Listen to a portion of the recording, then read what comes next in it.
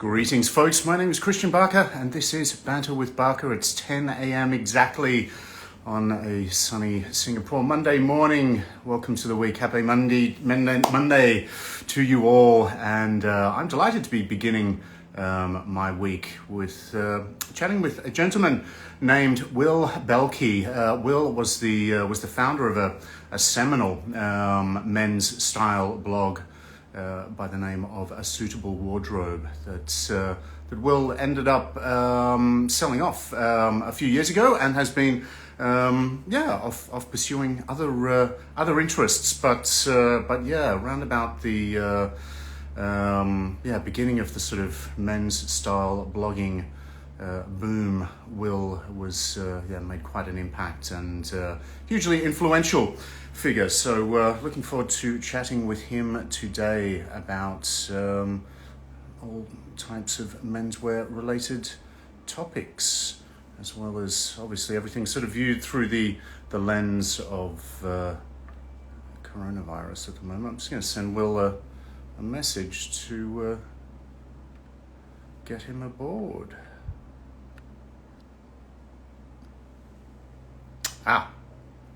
Here is Will joining us right now.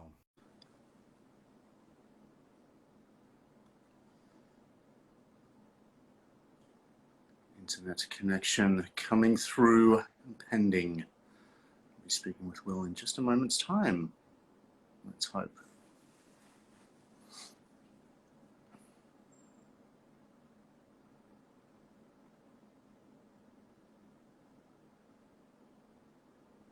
Wonders of the World Wide Web. Connection seems to be hanging.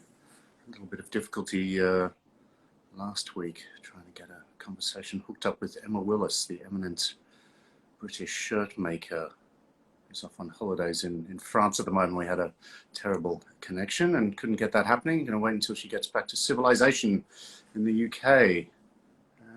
Seem to be struggling with Will. I think I'm just going to try that again.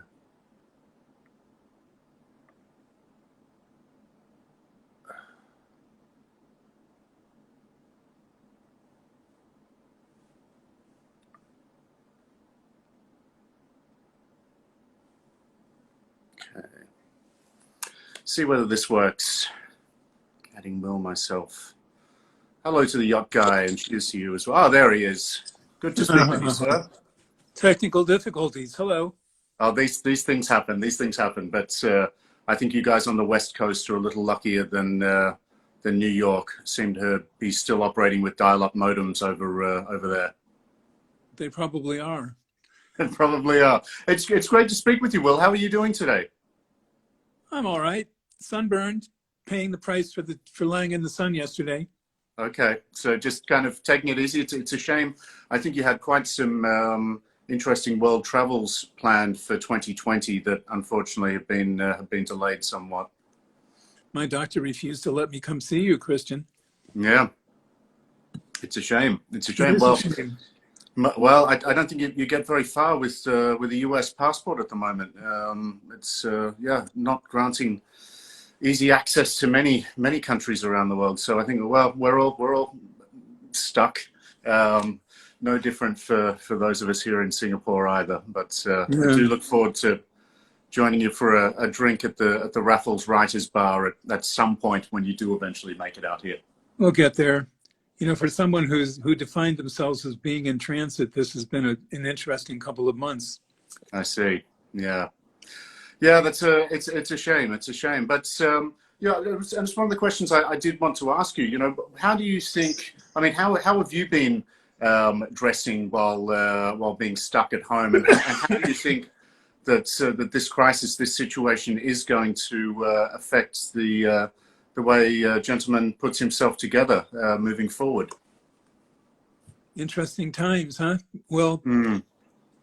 You get a lot more wear out of your yoga clothes than you used to. That's all I can say. Sure. People dress, right, to get attention, and they dress to show respect to others. And I think that Zoom calls make it easy to forget that we're supposed to show respect to others and as long as we're showing up, not showing, as long as we're on screen, not showing too many intimate body parts, we probably feel we're dressed adequately, and that may stay with us for quite some time. Mm.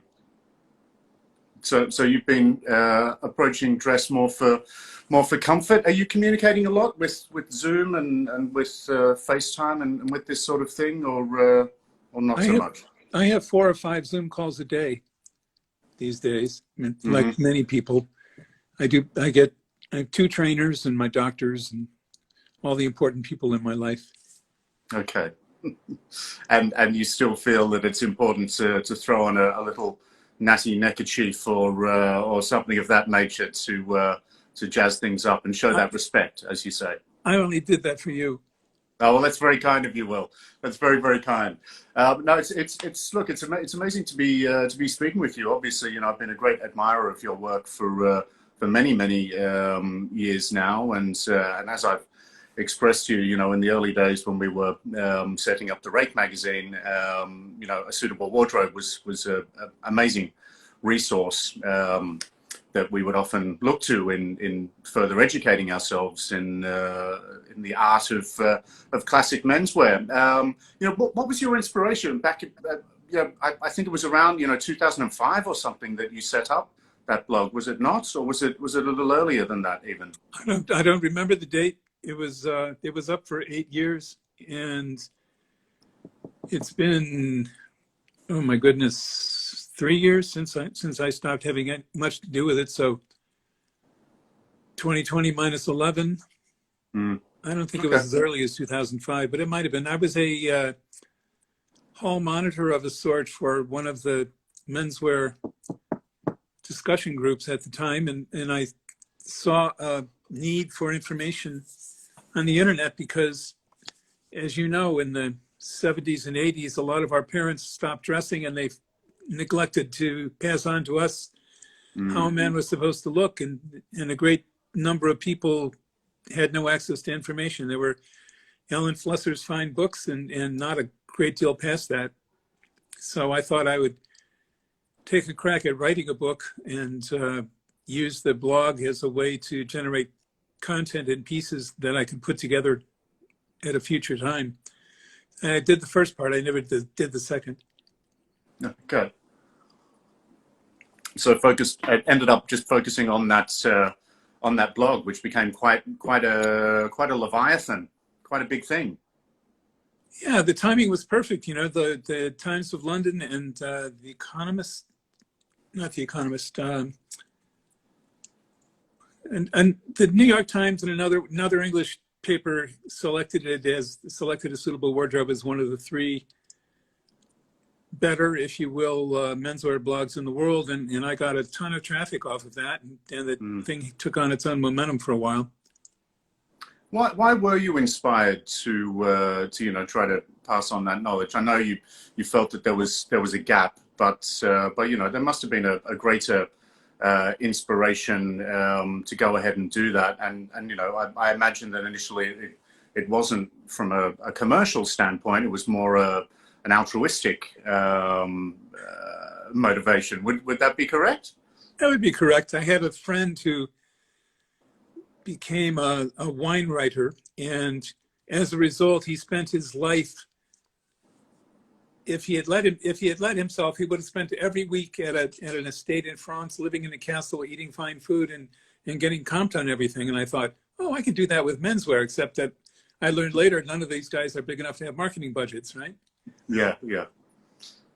So it ended up being more of a money pit than a pool of freebies for you. Entirely a money pit, but it was so worthwhile because I love the people in the business, and I love hanging out with shoemakers and tailors and talking the trade, and it was very worthwhile for that. It gave me entree to a lot of places I'd never been able to be in otherwise. What were some of your favorites, either tailoring or shoemaking, or just general artisanal experiences? What really stands out in your memories of that period? Aside from getting very drunk with George Glasgow of Cleverly a couple of times. Senior or junior? Junior. Senior may have his personal habits, but I was never exposed to those the way I was to Junior. Okay. I'll say hello to George. He dropped me a message just last night to say, oh, I'll check out your chat with Will. I've had some nights on the tiles with George Glasgow Jr. myself. He fed me so many single malts in a bar in San Francisco one night that I fell off my bar stool and literally had to be carried to the taxi to get home. I see. Well, that'll put a few wrinkles in your attire. But okay. Well, apart from good times, drinking whiskey with George, what still, or are there particular garments that you especially treasure, that are central things in your wardrobe that you would never think of parting with? Well, clothing should have stories, right? And that way, when you put it on, you can remember how it came to be. And I have an overcoat that I had cashmere and wool woven in a mill in the west of England, and then I sold off all of it except an overcoat length, and had an overcoat tailored in London. I wore it once to the January Pitti, where it was 75 degrees. So I was carrying this 10-pound overcoat through Charles de Gaulle, right? I never actually wore it because it was cold enough in Europe, but I love that coat. Every time I put it on, I think all my pleasant times running around trying to get it together to go to a fitting. It sounds like it was quite the burden, a bit of an albatross around your neck at that particular January Pitti, however. Well, 20 pounds flannel, the coat must weigh at least 12 pounds. Yeah. Sure. Yeah. And what have you been up to the last few years, Will? Just kind of traveling and enjoying yourself? I do a bit of traveling, and I do a lot of enjoying myself. Okay. Now, actually, I ordered some suits for the first time last month. I hadn't added anything to wardrobe in about 3 years. What do you think? You're very much a kind of a menswear sensei guru. What would be the key pieces of advice that you would give to a young fella who might ask you for the essential pieces of wisdom he needs to know before starting to build a wardrobe? If a salesperson recommends a black suit, leave the establishment immediately. Okay. Would be my primary advice. It depends on how many days a week you wear tailored clothing, right? The wardrobe that you need. I finally came around to the view that about 6 things for summer, 6 for winter, and 6 for shoulder season is perhaps the right number. Sorry, I've got some terrible application that's taken over my telephone, and it keeps sending me obscene calendar entries. Oh no. I know, you can't get rid of it either. Yeah, that's no good. Hackers out there. Anything else? Any other gems of wisdom? Well, you have to buy enough. You have to establish what your budget can be, and from that you can back into how many things a year you can acquire, and whether those are from a thrift shop or from Anderson and Shepherd just depends on whether your budget can afford to buy enough to replace the things that you wear out or damage and add so that you can build your wardrobe over time. Most young men have problems. That's a terribly difficult thing for most young men because the budget can be fairly substantial, especially if you're at the stage where you're having children and doing other things that cost a lot of money. Tell me about it. Yeah, absolutely. What do you reckon are the biggest mistakes that guys make, apart from buying a black suit, which I am certainly in agreement with you on that one? But what would you say are the biggest menswear gaffes or faux pas that fellas often make? Well, I had a young man come in for a job interview once who was wearing what must have been a new suit because he'd left the tag on the sleeve. Okay. Yeah. and that eliminated him from consideration, although I wasn't kind enough to actually tell him that was the reason. Um,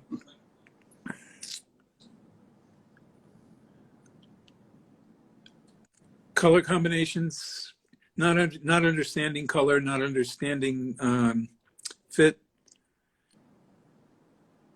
It's really difficult. You have to be in the marketplace for some time before you develop a group of people that you trust who can provide you with things. So when you walk in, you don't walk out looking worse than you did before. Right? Mm. What do you do in Singapore? You purchase there? I do. I think I'm kind of have become now the man who has everything. I have there's a good friend of mine here, Kevin Sear, who is probably the leading tailor Right. in this part of the world, and I've had a long-standing friendship. I've done some work with him. I've written about him many times. So Kevin's made me a number of things that I've been incredibly pleased with, and he is very good at tailoring that's designed for the tropical climes that we inhabit here in Singapore, where it's it's kind of 35 degrees Celsius every day, humidity of 80 or 90%. So we really need things that are very breathable, preferably quite light, unstructured, unlined, and Kevin does very well there. But you find that the sort of Neapolitan style of tailoring is very good for this sort of environment. But yeah, no, look, I've been fortunate enough to have visited and worked with some great tailors, Italy, United Kingdom, and as well as here in Asia. And I love what Stephen Hitchcock does. Stephen Hitchcock made my very first proper bespoke suit. That was probably back in 2009 or thereabouts, and miraculously the thing still somehow fits me despite me having expanded somewhat. So I don't know what sorcery he wrought with that, but just it's a beautiful grey flannel, classic grey flannel, 2-button, single-breasted suit that just still looks incredible. Pardon me? Is it worsted flannel? It's a J&J Minnis. Yeah, it's too heavy to wear here in Singapore, unfortunately, but great for autumn, winter, pretty much anywhere else. And that remains a great favorite of mine. I don't know. We're supposed to be talking about you anyway, Will, not my fun experiences, but yeah. I started at Anderson and Shepherd in the 90s, and no one that I knew in England could make an unlined suit. They would just tell you they didn't know how, So finally I got a connection to Naples, and they made my summer things they've been making my summer things now for 15 years or so. But boy, I ordered an unlined suit from they'll remain nameless, and what I got was this fully lined thing, a buggy line thing in a 10-ounce cloth, and wearing 10-ounce buggy line cloth in 90-degree Fahrenheit weather in the States is just not going to cut it, No, absolutely. Now, someone was just asking a question about eyewear. You're obviously wearing spectacles today, Will. What do you favour insofar as the eyewear goes? Well, Meyerowitz in London, of course, is about as good as you can find anywhere in the world. Sure. I was fortunate enough to sell a nice line of eyewear for a couple of years. There's some sunglasses out of Paris whose name I no longer recall. Bear with me. This is a long time ago, right? And it's hard. It's as hard as it is to finding tailored clothing and to get decent acetate frames, I believe. Mm. True. When I replace these, the English are going to get some more of my money, apparently. Okay, I see. I see. Now, look, I did want to ask you about, you know, where you think things will head after this this crisis. It's a question I've been posing with many of the tailors and designers and general menswear aficionados that I've been speaking with. Whether, you know, will this accelerate the sort of, you know, the already growing casualization of menswear that we've been seeing for the last decade or so. Well, absolutely. Or you think so? People are just going to get more slobby? You may think that the people in technology couldn't get much more sloppy than khakis and blue Oxford shirts every day. However, I know several large technology companies that went fully virtual at the start of in February or so, and they have no plans to go back to using offices at all. Once all you have to do is dress for a headshot on a video camera, what's the incentive other than your own pride to throw on a jacket? Yeah, but well, obviously, you know, I'm wearing a jacket today, and always do for these conversations, despite the fact that, you know, I will reveal that on my bottom half I have some patch madras shorts from the late lamented Brooks Brothers, which no one needs to see. So it is all about the top half. But I think 200 years of tailoring have created these garments which depict a man at his best, and a very simple way of accentuating the positive and eliminating the negative is just to throw on a jacket, which gives you a little bit more of a defined shoulder line and removes a little bit of the appearance of the belly that may have may have expanded a tiny bit over this quarantine period, but you know, it's a very simple way, isn't it, of just looking that little bit more spiffy and looking your best. I think the weakest point in most young men's wardrobe is probably the jacket, simply because it's by far the most expensive thing that you wear normally. And I recall when I was in secondary school, I had a vast collection of shirts and trousers, and I had relatively few jackets because I just couldn't afford them. Excuse me. Yeah. But, you know, that's where, as you say, you were talking about thrift shopping before, which, although, you know, it's funny, Will, the last, I remember when I was young and used to buy a lot of both tailored garments and just general vintage clothing. And I suppose when I was in my 20s, as you know, we drew towards the turn of the 21st century, you were still seeing a lot of clothing from kind of the 1960s and 70s, even, you know, 1950s and 40s perhaps, in thrift shops, which I don't think you see so much of anymore. And, you know, the last couple of times that I have ventured into a charity or thrift store, there's just a lot of, you know, crappy fast fashion stuff from sort of Zara and whatnot. So perhaps that's not as much of an option anymore for the young fellow. I think bespoke menswear prices have moved far enough into the stratosphere that most wardrobes don't have any of that to give to thrift stores. You have to be, if you're living in a place like San Francisco, if you're happy with made to measure, you can do satisfactorily. But if you really want bespoke clothing, it's quite difficult. You have to use a visiting tailor and or fly to London a couple of times.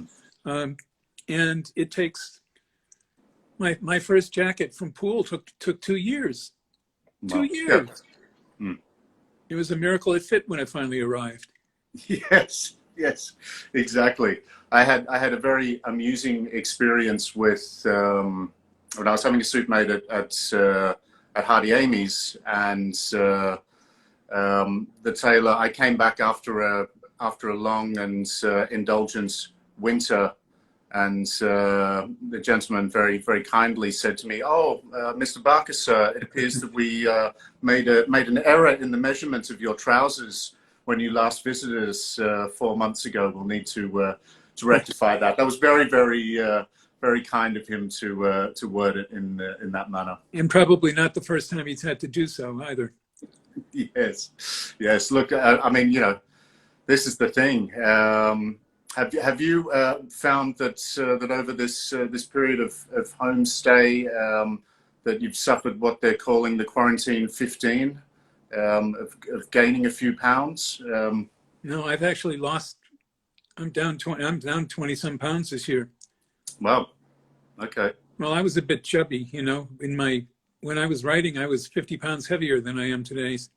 And the miracle is that I have enough clothing to actually get by from time to time. It still fits. Yeah, yeah. Well, that's that's a remarkable loss. But I am curious from the point of view of someone who has packed on a couple of extra pounds, or maybe a dozen, over the last few months. What hints do you have for the man who's a little bit stout of belly, in order to reduce the appearance of the pot belly, and yeah, find clothes that are comfortable as well. Head on. Pardon me? Always be photographed face on. Okay. Never in profile. That's the first clue, right? Okay. If you wear high-waisted trousers and a jacket, you'll do as well as any man can. But never get photographed in profile. So definitely about having those high-waisted trousers. I imagine you'd probably recommend suspenders as well. Or braces, I mean. Braces, yes. Or suspenders.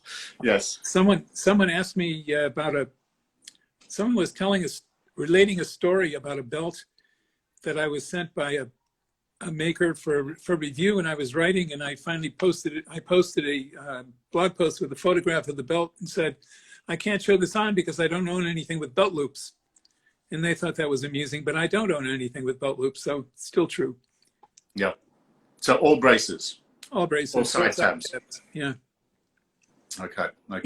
You get a better hang, and you're not pulling your trousers up all the time. True. Absolutely. If you have a bit of a belly, it's an ongoing problem. Okay, but no problem for you anymore. Glad to hear. Not much of one. Sorry? Not much of one. Not much of one. That's good. That's good. Are there, do you have any plans to sort of re-enter the fray and get back into writing and imparting this wealth of knowledge that you have? Or do you feel that the work that you've put out there, or that you did put out there over that decade-long period or whatever it was, is sufficient, and you've done your job? Well, I'm a bit burned out on it because I think I've pretty well written about everything that I know to write about, which doesn't mean I've covered it, but what can you say? No, that's too much like work. I'm fortunate right now. I don't need to work, so if there is ever a book, it won't be me that probably did it. It would be interesting, I think, to take my material and see if it could be stitched together, which was the original plan. Each of those posts was supposed to get combined into a subject matter chapter, which would then all get combined into a book. But the guys that I talked to about doing it weren't any more enthusiastic about doing the work for me than I was. Okay. If you need a project, give me a call. All right. Look, you never know. I absolutely. What do you hope will be its, sort of the legacy of A Suitable Wardrobe? What do you still have guys touching base with you as I have to say, to express how influential you were, or to thank you, or is there already a legacy, or if not, what do you hope it will be? I didn't do it for legacy. I did it for myself, and I'm happy that a number of people were touched by it. So I'll answer questions when questions are sent to me, but I don't have any plans to get regularly back into the advice business. There's plenty of people doing that now. As someone commented not too long ago, the first thing that they found when writing about menswear was that every subject had been written about 4 or 5 years ago in a suitable wardrobe. So why do that over again? You know, there's no reason as long as the content's available. Yeah, yeah. Look, it's true. It's true. Well, the next one of these conversations I'm having is with the great Alan Flusser, who was obviously, you know, the pioneer. He and G. Bruce Boyer, the great pioneers in this field. Were those gentlemen, you know, sort of inspirations to you? Did you find their canon to be sort of enlightening or inspiring in any way? Well, Alan is God. You know, he arguably knows more about menswear than anybody I've ever met. And I love Bruce. Bruce is a wonderful writer, but the body of work is not as comprehensive as Alan's by a long shot. I don't know if anybody's even close to having that. You can ask Alan the most obscure question and actually get a reasonable response from him because he's already thought of it and done it. Yeah. So stump him. See if you can. Stump him. What would you ask him? I'm certain he's not watching. So you know what would you ask to try to stump Alan Flusser? Oh my goodness, I don't think I could. He used to be scorned on the menswear boards for some of his combinations as being, you know, too non-traditional or effeminate or whatever the terms were at the time. But it was all just a combination of his tremendous understanding of what was possible, that he could put some of the things together that he did. Bless you. That's why I suggested you try and stump him, because if you could, I would learn from it. Okay, well, yeah, well, it's about, I think about 24 hours from now, I should be, no, nighttime for me tomorrow. So I guess, yeah, I get confused with the timing between West Coast, East Coast. Singapore to New York is very easy. It's 12 hours difference. So someone's having a coffee and someone's drinking a martini. I prefer to be the martini guy than the coffee guy, but there we are. Crossing the date line makes me the arithmetic way beyond me. Yeah, that's why we have cell phones. That's you're exactly right. But that's why I love just the 12-hour difference, though it can be sort of complicated. What do you think will the greatest misconceptions about menswear? You know, a lot of guys think that a suit is necessarily, you know, stuffy and uncomfortable. I think that's one of the great misunderstandings. But you know, things of that nature. What would you say are the biggest misunderstandings? Too tight, too comfortable. It's, well, your clothes don't fit, and you're buying cheap wool. So get something decent, and it's every bit as comfortable as anything else you can wear. It's true. Yeah. The only problem with dressing in the traditional sense is that it takes as long as it does. You can throw on yoga clothes, obviously, and be out the door in 38 seconds, but buttoning a sleeve vent button on your shirts and 2 buttons on the sleeves, or putting in links, tying your necktie and getting out the door. If you don't pick out your clothes in the evening before, you're going to be late. Maybe, but you know, I always point out to people, you know, I will often wear a suit and, you know, a matching suit rather than odd trousers and a blazer when I am at my absolute laziest, because I know that, okay, I just need to throw that thing on, put on the white shirt and the reliable silk knit tie or whatever it may be, and off I go. And it's as requires as little thought as Mark Zuckerberg's hoodie and t-shirt and jeans uniform that he wears every day, which are all from Keaton.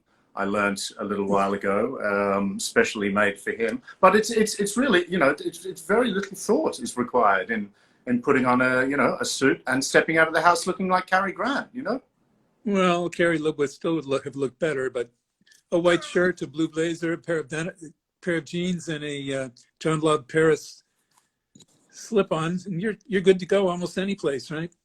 Yeah, absolutely. What are the essential shoes that a man needs, Will? If he was only to have 5 pairs, let's say, what do you think are the 5 pairs of shoes a guy's got to have? What does he do for a living?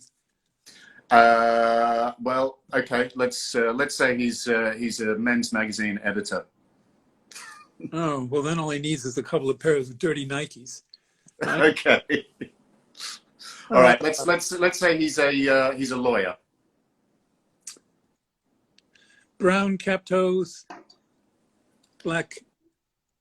Yeah, I'd make them cap toes. A pair of dark brown or burgundy monk straps. That's 3. Dark brown half boots. 4. Look, I'm running out of shoes again. I have 60 some pairs of shoes, right? I can't think of 5. Yeah. Yeah, that's a lot. I imagine in order to come up with a collection of that sort, you must have some rather interesting numbers in there. What would you say is the most unique or remarkable? Is there something that's kind of a lime green reptile, or something of the more recherche nature, elephant skin, toad skin? Young George Glasgow has shown me that's a possibility. Young George's dad convinced me to buy a pair of alligator slip-ons once, and they're beautiful shoes. I don't have the heart to wear them because they're so ridiculously expensive if I ever damage the darn things. I have a pair of cross-strap slip-ons from Dimitri Gomez in Paris that are probably the most unique things on my wardrobe. Our good mutual friend, the cat, had a pair, and I decided to copy him. That's about it. I don't have anything really strange. No. If you see my photographs over the years, I'm a pretty conservative dresser. I don't go far from brown, blue, and gray. Yeah, no. Well, you do have the occasional foppish flourish, though, I will say. Oh, flop is good. It's just how strange the individual item is. Yeah. Now that brings us to I almost used the word dandyish there, and I think the whole concept of dandyism or being a dandy is often misunderstood, because if you go back to George Beau Brummel, he actually brought about a defancification of men's dress, didn't he? By really making things very sort of somber, grey, black, white, as opposed to what had been quite brightly coloured, peacockish, foppish, floppy, lots of lace and all of that sort of thing for the years that had gone beforehand, to bringing about a new sort of sobriety and also a sportiness, because the clothing was equestrian wear that he then pioneered. I guess the bringing that into more formal settings. Do you think that there are well, number one, is there a general misunderstanding of what it means to be a dandy, and number two, do you see echoes of what Brummel did there in the growing integration of I hate the term athleisure, which gets bandied around a lot now, but we are seeing more I guess design innovations from sportswear being brought more and more into formal classic tailored clothing. Well, the history of tailored clothing is that the most formal part of the wardrobe becomes obsolescent and is replaced by sportswear. That's been going on since Brummel, for all practical purposes. Hence, we have our yoga clothes, right, replacing our khaki trousers and ketoned cashmere pullovers. Mm-hmm. I don't have any ketone cashmere myself. I broke down and bought two zip cashmere hoodies last month. So Really? now I can look normal on the streets of San Francisco, right? Yeah, I mean, that's that's the funny thing, isn't it? Where did you choose to get your zip up cashmere hoodies from? Well, I can't afford the rich Italians, so mine came from a maker called James Purse in Los Angeles. Of course, yeah. Maker of very fine $120 T-shirts as well, I believe. Yes, I have several of them. Yes, indeed. And is that something where you feel that are there any areas that you think a man can scrimp in or cut his costs? Absolutely. Look, and what would they be? Go to Hong Kong for your tailored clothing. Okay. Save a fortune. $2,000 suit from Chan as opposed to a $4,000 suit from Naples. Pardon me, I picked up a cough. Shirts. I don't think that a shirt needs to be hand stitched at all. You might as well machine make all those straight seams. And as you know, you can buy machine made bespoke shirts, again in the East, for less than a decent department store shirt. I don't understand why anyone would buy ready to wear, except for the fact that it takes you have to have a reasonable sized wardrobe in order to tolerate the lead times. Yeah. I don't know that.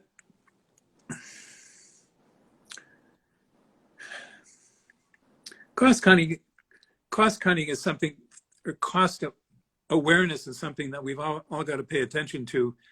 Is a very famous tailor in Naples who had a large customer who used to go in and buy $250,000 worth of stuff at a time. Brioni has a number of clients like that, I understand, mostly out of the Middle East, who spend $250,000 twice a year on tailored stuff. And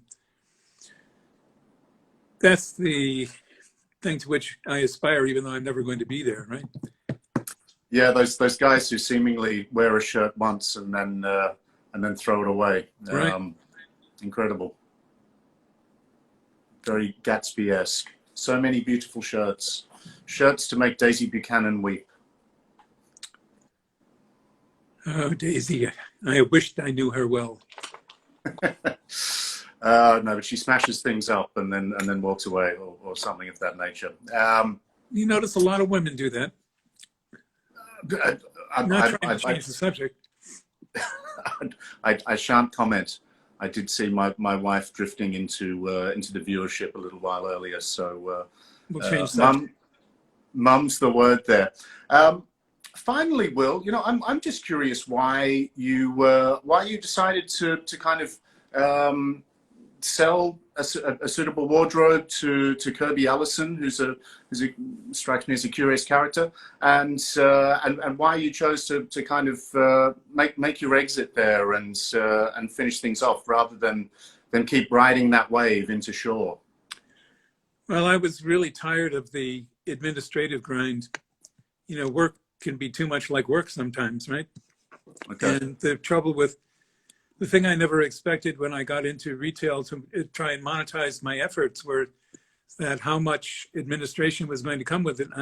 You're looking at a man who would go to the south of France and visit silk mills, and that was his idea of fun, not signing checks. Yeah.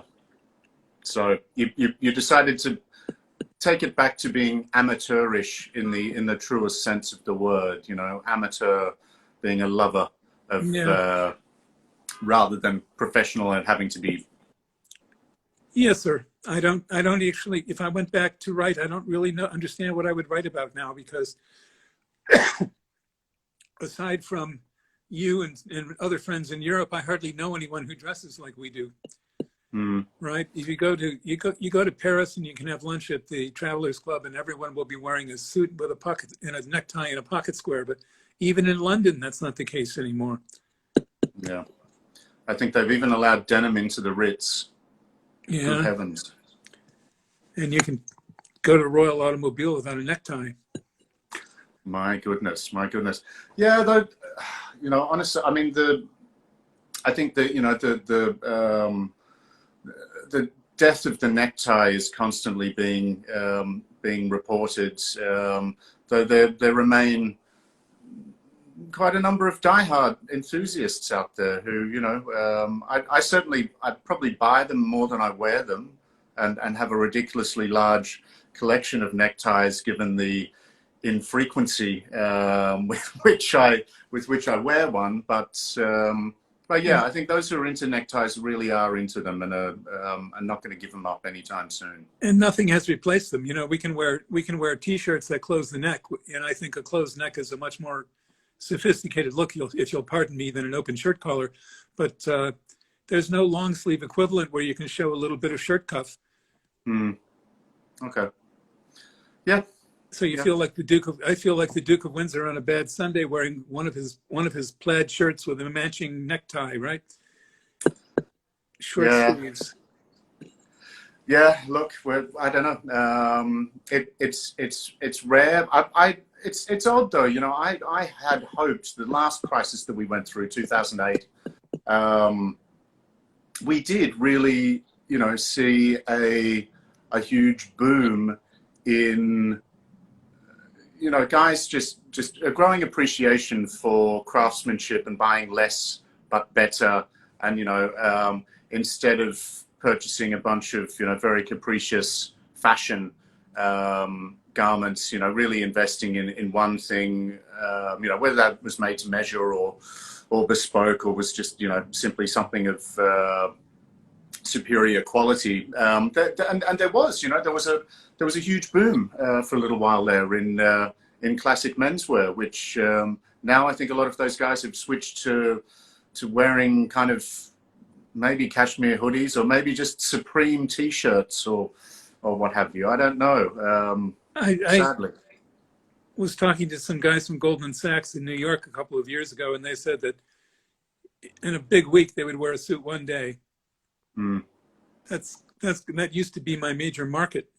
It's not true anymore. But nothing has replaced the need to draw the eye up to the face, which is what the necktie does. It really finishes the look, and there is no satisfactory replacement for it, as far as I'm concerned. If we're going to continue wearing jackets, somebody's got to come up with something. There's your opportunity. Yeah. Okay, I don't know. Look, I used to think a kind of a neck scarf, cravat, neckerchief, whatever was a little bit too, again, that word foppish. But then I grew quite fond of that look, and I don't mind that myself. Some of my favorite photographs of myself are working that particular stylistic quirk. So I don't know. Maybe that's it.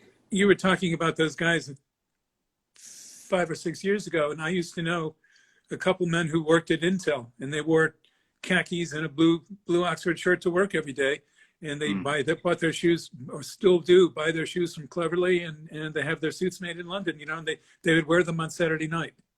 Yeah. Right. Yeah. So I don't know where they wore them.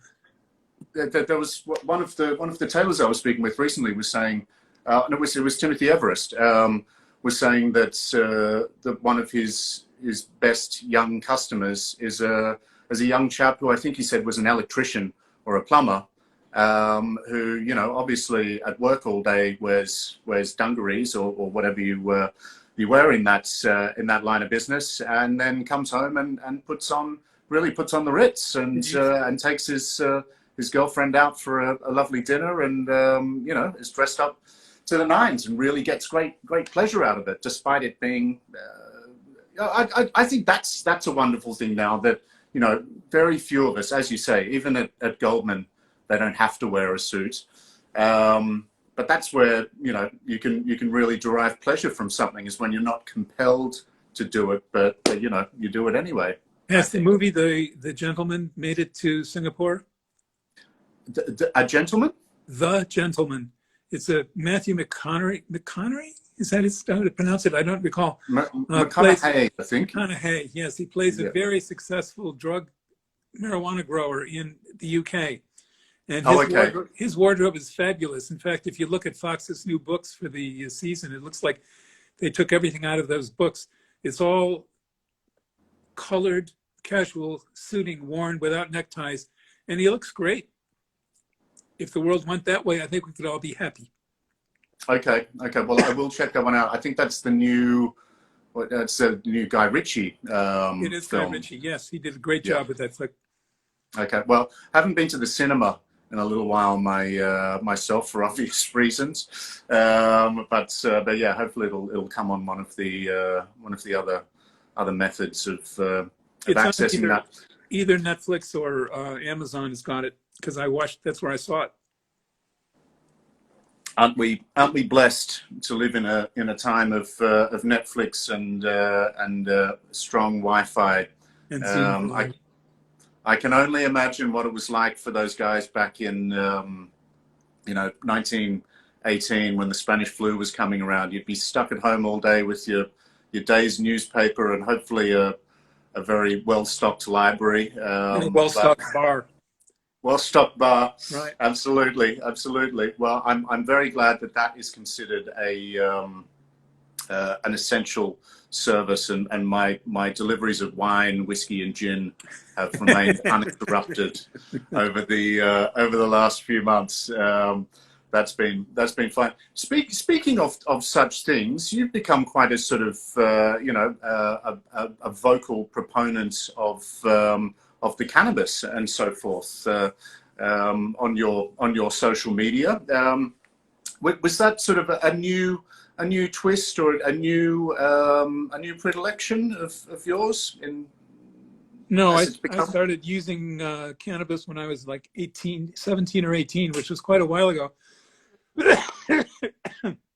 It was simply that there seemed to be a bifurcation between people who were showing cannabis and all they would show is cannabis, and the people who were showing other things and they weren't showing any cannabis. So I thought I'd mix the two up a little bit. Yeah, I think one of my friends was sending me a message going like, have you seen Will? It obviously came as a little bit of a surprise. It's not what one would expect the gentleman in the three-piece suit to be puffing on a big fat bong. I was wondering if you would have a raised eyebrow if I had a joint lit when I came on, but I decided I'd be conservative. No. Look, it perfectly fine. I think that would not be acceptable where I am, but in your part of the world, it's very much tolerated and encouraged, perhaps even nowadays. So, but really a problem if you travel. Well, yes, here in Singapore, there's still very much it's a kind of reefer madness approach to it in much of the coverage of it. They still use the bastinado? Pardon me? They still use the bastinado for discipline in Singapore? What is that? It's when people were beaten on the soles of their feet. It's people are caned here still, yes, but it's not on the soles of the feet. I believe it's over the back and buttocks, and it is rather a unpleasant experience and not something that you'd want to have. But hence our very, very low crime rates, I guess. So there we are. I'm not bringing marijuana to Singapore. I'll tell you that much. I know you are not, Will. Real problem for going to Bali. Well, that would be reefer madness, literally. That would be madness. Yes, very mad. All right. Well, look, on that fun little note, we're about to run out of time. If anyone who's listening has got a question, please do pose that now. But look, Will, it's been an absolute treat to speak with you after all of these years. I think we've only ever sort of had corresponded on emails and messages and things in the past. So it's a real pleasure to get to speak to you face to face, albeit virtually. Let's see if we can get Siebert and have a drink at Raffles. Well, yes, it was Andrew who was mentioning. He was going, look at Will, look at Will's latest posting with the reefer madness going on there. But yes, Andrew is a great friend of mine, and yeah, we'd love to see him out here in Singapore, or one of these days I'm going to be able to make it back to the United States. It's a very long journey from here, but yeah, failing that. The newly restored Raffles is, I am actually of the opinion that they should have a rule that you are only admitted if you are clad head to toe in ivory linen. I think it's so beautifully restored, and the setting is so elegant that they should be dictating that gentlemen must wear pith helmets and ivory linen suits, and take it back to the days of the British East India Company and so forth. Well, I happen to have an ivory East linen suit, so I'll pack it when I come to see you. Please do, please do. Until then, Will, thank you once again so much for your time, and thank you everyone who joined us today or who's watching this in recording. And as I say, tomorrow on Banter with Barker will be the legend that is Alan Flusser. So. Two absolute menswear sages in a 48-hour period for me. I'm blessed. Save your questions for Alan. He actually knows the answers. No, you've given some amazing gems of wisdom there today, Will. Thank you so much for that. Good night, sir. Have a good evening. Good morning from me, and good night to you, sir. I have no idea how you hang this up, but I'll figure it out. Oh, there's a little thing that says end. I'm going to hit that, but speak with you again soon. Thank you again, Will. Bye. Very grateful.